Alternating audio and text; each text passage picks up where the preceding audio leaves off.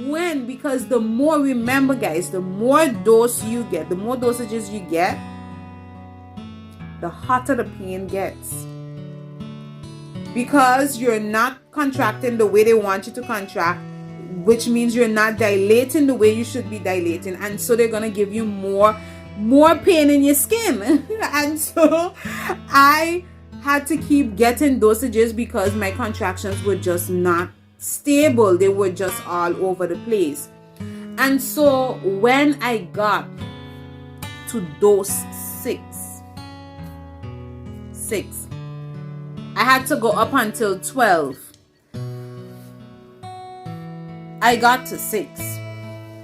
When I got to 6, Nurse Kimberly was there. I can't remember. Her last name is not coming to me. So Nurse Kimberly was on, it was her shift at that time.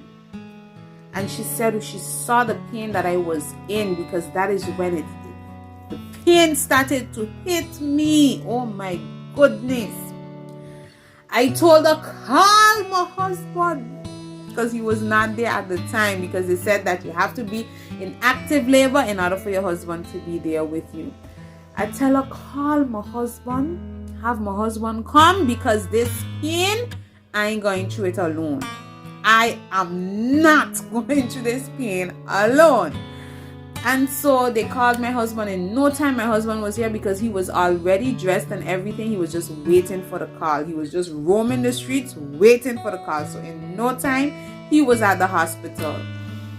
And so I could not have been hooked up to that monitor. And yes, I know the baby's heartbeat has to be monitored and all of these things. The contractions have to be monitored. But guys, going through this pain and being just on a bed, lying down on your back or on your side, that is no fun. Mainly on your back, that is no fun. When you're experiencing such a pain, you want to be moving around and twisting your body how you want to twist your body so you can deal with the pain. But you were tied to a bed because the monitor is going across your belly, and so you cannot move. And thankfully, Nurse Kimberly, she came and she told me, okay, she sees that I'm in a lot of pain, so she's gonna allow me just for a few minutes to just walk around, because really and truly I'm supposed to be on the monitor so that the baby can be monitored, and the contractions as well. So I use the app on my phone to monitor the contractions, and I had to get off that bed. I had to walk, and let me tell you, I had my own jam session in the hospital's corridor, because I'm telling you, this pain started to get, and I was only at dose 6. I had to get to dose 12. That pain started to hit, and when that pain started to hit, I started to say, this is not of God.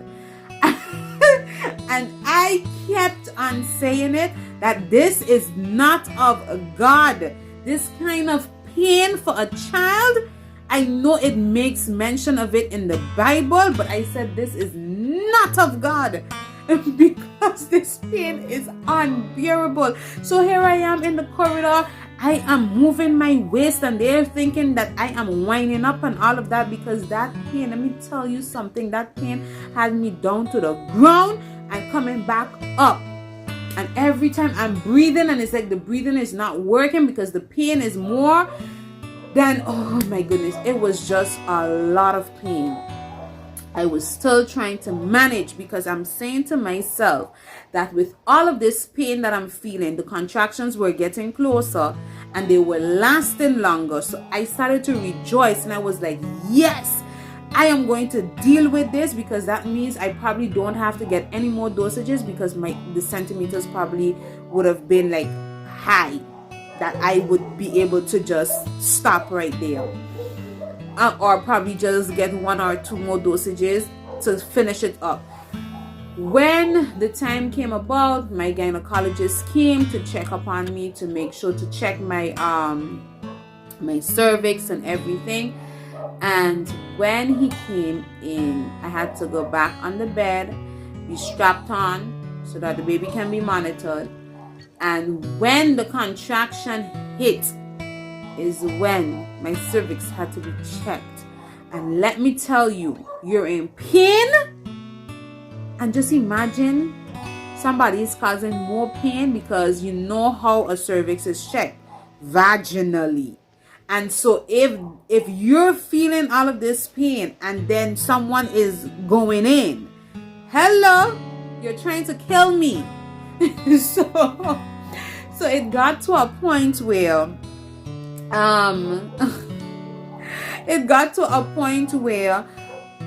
at the same time my cervix was being checked, apparently, don't quote me, but I think I am correct, my mucus plug had to be stripped. I am just saying what I remembered hearing from the doctor.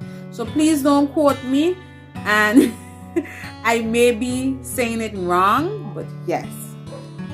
So what I understood is that my mucus plug had to be stripped, and so I felt like the doctor is doing what he has to do. I'm getting contractions, and he's up in there doing what he needs to do, and I am like, get out, because I am already in pain, and then the stripping of this mucus plug or whatever is causing more pain.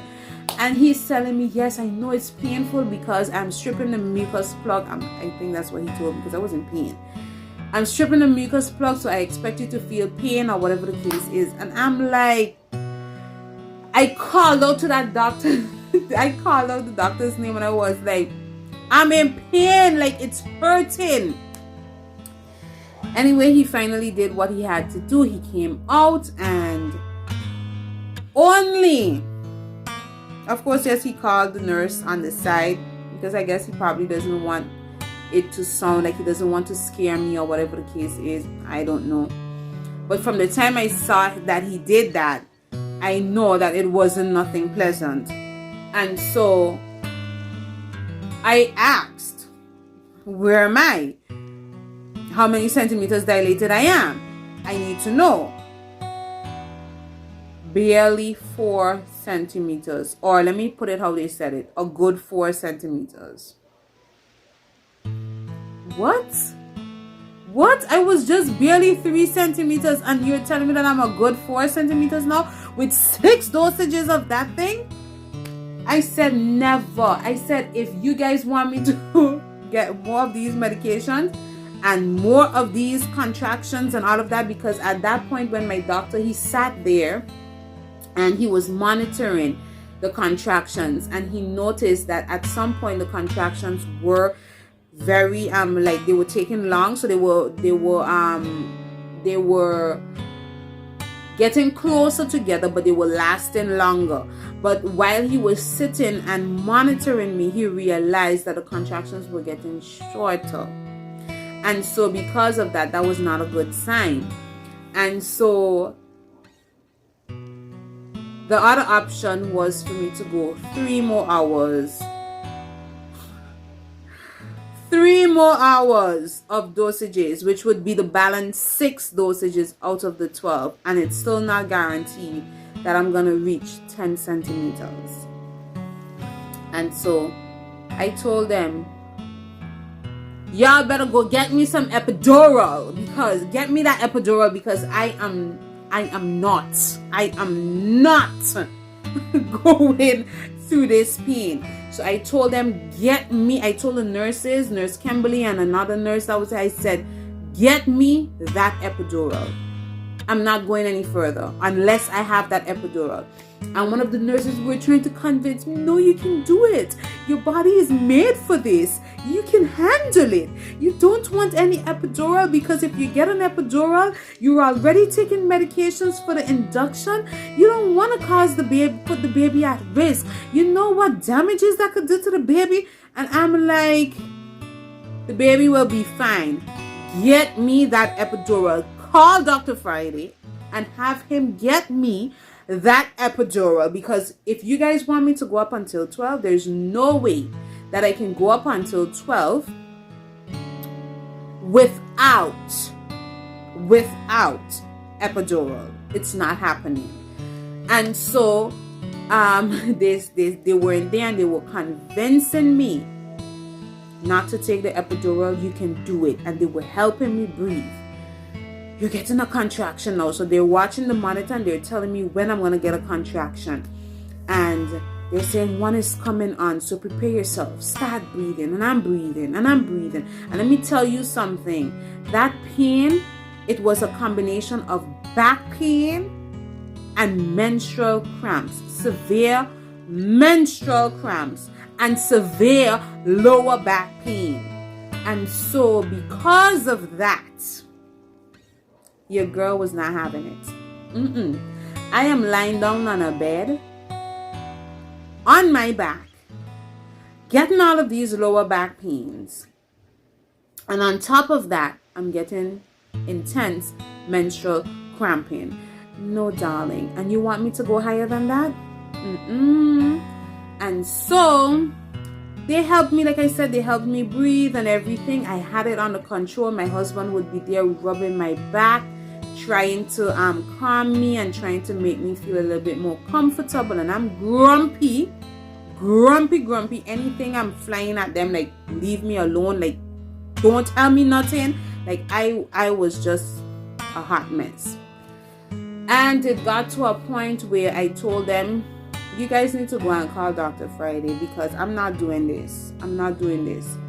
And so they got Dr. Friday. Give me 1 second, guys. Baby's crying. So I told them they needed to get Dr. Friday. They need to get a hold of Dr. Friday, and he needs to come in, because we're not doing this. And if you guys want to add dosages to this thing, you need to get me epidural, because I can't handle it anymore. I can't handle the back pain, the severe menstrual cramping. It was bearable to a certain extent, but let me tell you something, that lower back pain was from hell. Okay, it was from hell. I've never felt anything like it before. So that was from hell. And so because of that, they ended up going and calling Dr. Friday and telling him that I'm asking for epidural, and Dr. Friday is telling them that he's coming, and I guess he's gonna speak to me or whatever the case is. So he came in, he spoke to me. I told him, I said, Dr. Friday, if you guys, because he told me that I would have to go 3 more hours, which I told you guys that I would have to go 3 more hours with the getting dosages in order to get to, hopefully to get to where I need to get to in terms of dilation. It got to the point where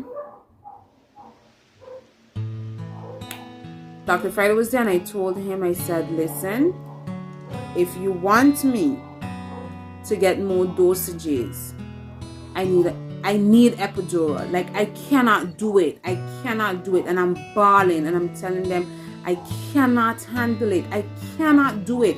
I said, I find that I got far because my pain tolerance is zero.